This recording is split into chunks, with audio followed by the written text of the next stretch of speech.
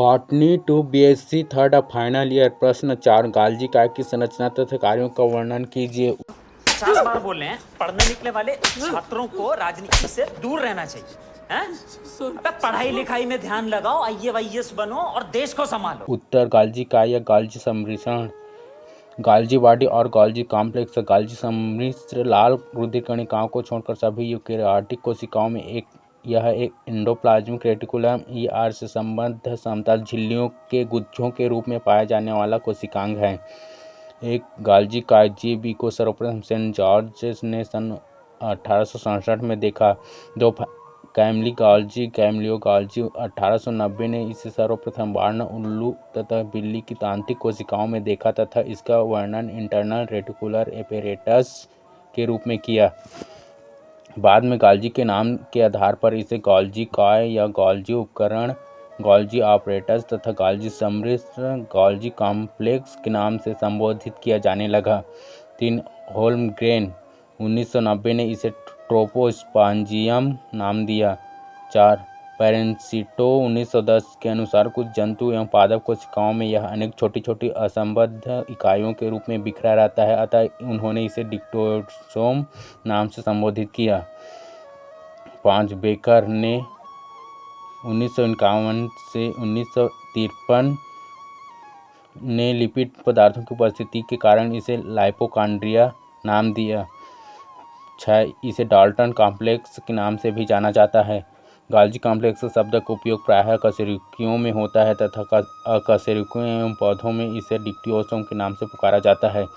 जब तक तोड़ेंगे नहीं तब तक छोड़ेंगे।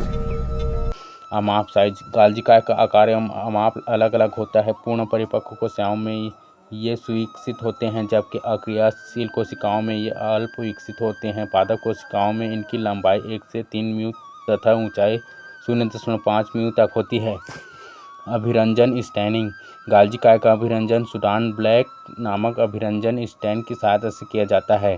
संरचना स्ट्रक्चर, सर्वप्रथम डाल्टन एवं फेलिक्स 1954 नामक वैज्ञानिक ने गाल्जी काय की इलेक्ट्रॉन सूक्ष्मदर्शी संरचना का अध्ययन किया था। संरचनात्मक रूप से गाल्जी काय तस्तरी नुमा डिस्क शेप्ड होता है तथा यह अग्रलिखित 3 संरचनाओं से मिलकर बना होता है। नहीं, मुझे मजाक नहीं उड़वाना अपनी चीज का, मैं नहीं बताऊंगा। एक चपटे कोश या सिस्टर्नी फ्लैटेंड सेक्स और सिस्टर्नी, 2 आशय वेसिकल्स, 3 रिक्तिकाएँ या धानियाँ वैक्यूल्स। एक चपटे कोश या सिस्टर्नी फ्लैटेंड सेक्स और सिस्टर्नी, ये लंबे इलॉन्गेटेड नलिकाकार ट्यूबुलर या सूत्रवत फाइलामेंटस एवं चपटे कोश होते हैं, जो कि एक दूसरे के समानांतर चपटे कोश के रूप में व्यवस्थित होते हैं। प्रत्येक प्रकार की कोशिका में इनकी संख्या अलग अलग होती है। हॉल एवं सहयोगियों 1974 के अनुसार इनकी संख्या 4 से 7 तक हो सकती है। प्रत्येक कोश को सिस्टर्नी कहते हैं। प्रत्येक सिस्टर्नी में एक दोहरी झिल्ली डबल मेम्ब्रेन्स होती है, जो कि लाइपोप्रोटीनस प्रकृति की होती है। प्रत्येक झिल्ली की मोटाई 60 से 70 एंगस्ट्रॉम होती है। 3 दोनों झिल्लियों के बीच की दूरी 60 से 90 एंगस्ट्रॉम होती है। 4 2 चपटे कोश या सिस्टर्नी एक दूसरे से 200 एंगस्ट्रॉम से 300 एंगस्ट्रॉम की दूरी पर स्थित होते हैं। बात तो सही है दौड़ना तो पड़ता है। 2 आशा वेसिकल्स, प्रत्येक कोश सैक के दूरस्थ छोर पर अनियमित आकार की गोलाकार कोशनुमा संरचनाएं उपस्थित होती हैं, जिन्हें आशा वेसिकल्स कहते हैं। इनका व्यास कोशिका के अनुसार अलग अलग होता है। सामान्यतः इनका व्यास 400 एंगस्ट्रॉम से 800 एंगस्ट्रॉम तक होता है। इनका निर्माण सिस्टर्नी का अंकुंचन, कंस्ट्रिक्शन अथवा इनके स्वयं के द्वारा मुकुलन बडिंग के परिणाम स्वरूप होता है। ये 2 प्रकार के होते हैं। एक चिकने आशा स्मूथ वेसिकल्स, इनका व्यास 200 से 800 एंगस्ट्रॉम 20 से 80 म्यू तक होता है। इनमें स्रावी पदार्थ सेक्रेटरी मटेरियल भरा रहता है, अतः इन्हें स्रावी आशा सेक्रेटरी वेसिकल भी कहते हैं। इनकी बाह्य सतह चिकनी होती है। 2 कोटेड आशय कोटेड वेसिकल्स, ये गोलाकार ऊर्ध्वधियाँ स्फेरिकल आउटर ग्रोथ्स हैं, जिनका व्यास 500 एंगस्ट्रॉम से 50 म्यू तक होता है। इनकी बाह्य सतह खुरदुरी रफ होती है। 3 धानियाँ वैक्यूल्स ये सिस्टर्नी के सिरों पर बड़ी गोलाकार धानियों के रूप में पाए जाते हैं। इनका निर्माण सिस्टर्नी के विस्तार एक्सपेंशन से होता है। मेरे को जाना पड़ेगा, मेरे को जाना पड़ेगा, मेरे को जाना पड़ेगा। रासायनिक संगठन केमिकल कंपोजिशन। प्रारंभ में ऐसा माना जाता था कि यह मुख्यतः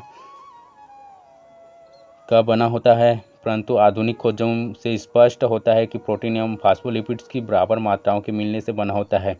एक गोल्जी काय की कला लाइपोप्रोटीन की बनी होती है। 2 बेकर के अनुसार तंत्रिका कोशिकाओं में उपस्थित गोल्जी काय में लेसिथिन एवं सिफेलिन भी पाए जाते हैं।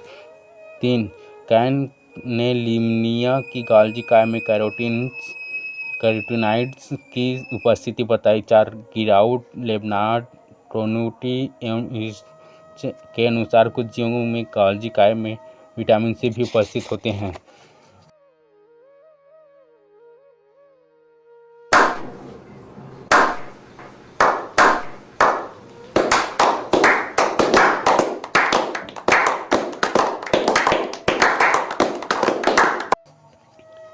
गोल्जी काय की कला मेम्ब्रेन में एटीपीएज, एडीपीएज, सीटीपीएज, थायमिन पायरोफॉस्फेटेज, ग्लूकोज 6 फास्फेटेज आदि एंजाइम पाए जाते हैं। 6 गोल्जी काय में ग्लाइकोसिस ट्रांसफेरेज एंजाइम पाया जाता है। यह इसका विशिष्ट लक्षण स्पेसिफिक कैरेक्टर होता है। यह एंजाइम ग्लाइकोप्रोटीन्स के निर्माण की क्रिया को उत्प्रेरित करता है। गोल्जी काय के कार्य फंक्शंस ऑफ गोल्जी कॉम्प्लेक्स। मजा नहीं आ रहा है। ये अनेक प्रकार की स्रावी पदार्थों का निर्माण करते हैं। 2 ये स्रावी आशयों सेक्रेटरी वेसिकल को बनाते हैं जो प्लाज्मा झिल्ली के पास जाकर फटकर स्रावी पदार्थों को कोशिका से बाहर कर देते हैं। 3 ये लाइसोसोम का निर्माण करते हैं। 4 ये अनेक कार्बोहाइड्रेट के दीर्घ अणुओं का संश्लेषण करते हैं। 5 ये कोशिका भित्ति का निर्माण श्रावण द्वारा करते हैं। 6 ये उपास्थियों के आधार पदार्थ का श्रवण करते हैं। 7 बर्गोस और फाउसेट 1955 के अनुसार शुक्राणु जनन के समय ये शुक्राणु के अग्रभाग या एक्रोसोम का निर्माण करते हैं। 8 कोशिका विभाजन के समय कोशिका पट सेल प्लेट का निर्माण करते हैं। 9 गोल्जी काय लाइकोप्रोटीन का निर्माण करते हैं। 10 ये लिपिड्स का संग्रहण भी करते हैं।